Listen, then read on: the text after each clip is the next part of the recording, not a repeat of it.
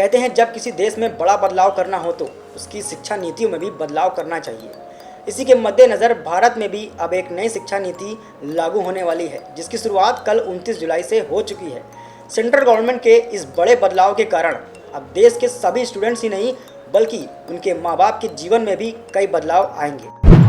इस वीडियो में आज हम आपको बताएंगे इस नई शिक्षा नीति के बारे में और इस नई शिक्षा नीति से एजुकेशन सिस्टम में कौन कौन से बड़े बदलाव आने वाले हैं। केंद्र सरकार ने बुधवार को नई शिक्षा नीति की घोषणा कर दी है और अब नई शिक्षा नीति लागू होने से अभी तक चला आ रहा स्कूल एजुकेशन सिस्टम और कॉलेज विश्वविद्यालयों में चला आ रहा graduation, post graduation, MPhil, PhD का सिस्टम काफ़ी बदल जाएगा।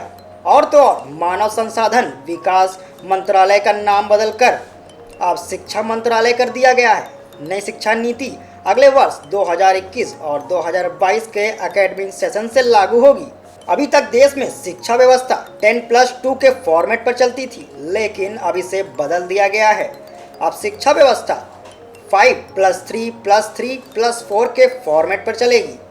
5 वर्षों में प्री प्राइमरी के 3 और पहली दूसरी कक्षा के 1 वर्ष शामिल होंगे।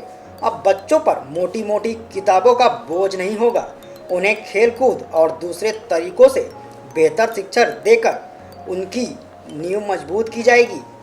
कक्षा 3 से 5 तक की पढ़ाई में बच्चों को विज्ञान, कला, गणित, सामाजिक विज्ञान आदि विषयों से उनका परिचय कराया जाएगा और फ्यूचर के लिए उन्हें तैयार किया जाएगा। एजुकेशन फॉर्मेट में बड़ा बदलाव, अब 6 से 8 तक पाठ्यक्रम के अनुसार पढ़ाया जाएगा। इसके बाद 9 से 12 तक छात्रों को किसी भी सब्जेक्ट के लिए गहरी समझ पैदा की जाएगी और उन्हें जीवन में लक्ष्य निर्धारित करने के लिए प्रेरित किया जाएगा।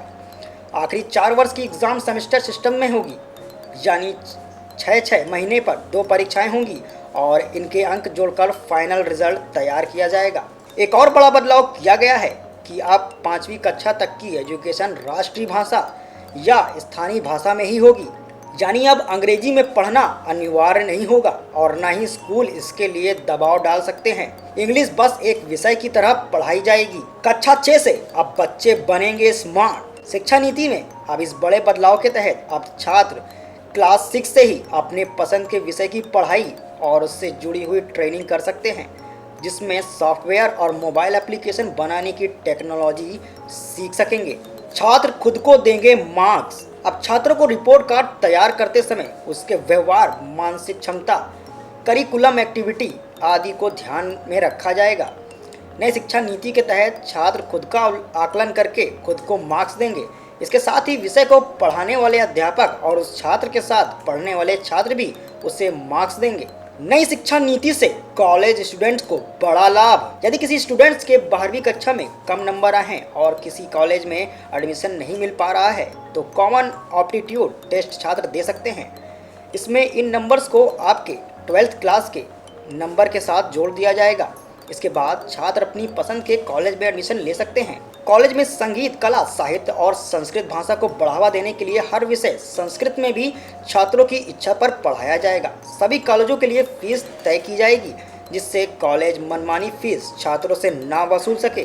बीच में पढ़ाई छोड़ने पर मिलेगा सर्टिफिकेट। कॉलेज में पढ़ाई करने वाले छात्रों के लिए यह बहुत बड़ी खबर है।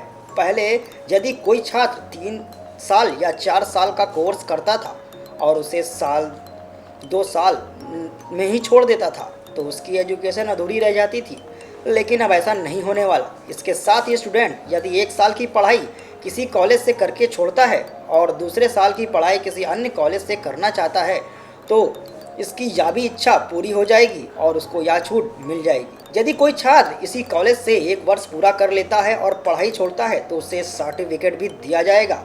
इसी तरह दूसरे साल पढ़ाई छोड़ने पर डिप्लोमा और तीसरे वर्ष पढ़ाई करके छोड़ने पर बैचलर्स डिग्री दी जाएगी। यदि स्टूडेंट 4 वर्ष का कोर्स करके बैचलर डिग्री लेना चाहता है तो उसे रिसर्च के सर्टिफिकेट के साथ डिग्री भी मिलेगी। एकेडमिक बैंक ऑफ क्रेडिट से छात्रों को होगा लाभ। इसके तहत छात्र 1 से ज़्यादा कोर्स एक साथ कर पाएंगे और इसको आप जहां तक पूरा करेंगे वहां तक के अंक आपके एकेडमिक बैंक ऑफ क्रेडिट में सुरक्षित कर दिए जाएंगे।